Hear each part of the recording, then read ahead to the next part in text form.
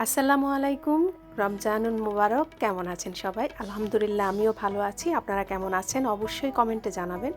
ঘর সাজাই আড়ং-এর পণ্য দিয়ে। হ্যাঁ, এবার ঈদ উপলক্ষে আপনার আড়ং-এ গিয়েছিলাম। আর আড়ং থেকে কিছু আমার পছন্দের কিছু জিনিস কিনেছি। অনেক দিনের ইচ্ছে ছিল এই জিনিসগুলো আমার বাসায় আসবে। তার মধ্যে আড়ং-এর এই লেটেস্ট কোয়ালিটির কিছু জিনিস আসলো, যেটা আমার চোখটা একদম ফিরাতেই পারি নাই। সেটা হচ্ছে এই কাপ পিরিচ এবং দুটো বাটি। এটা একদম নিউ কালেকশন ওনাদের।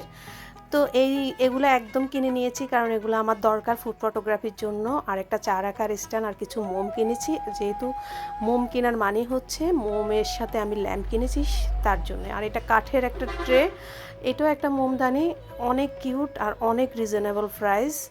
সাথে কিউটের সাথে আবার কিন্তু একটা মোমো নিয়েছি।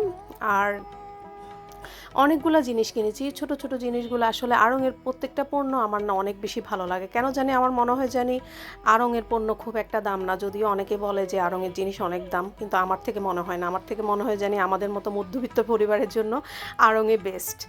তো যাই হোক, এখানে একটা কিউট ল্যাম্প কিনেছি, যেটা রমজানের থিম উপলক্ষে আপনারা আমার ফটোগ্রাফিতে দেখতে পাবেন।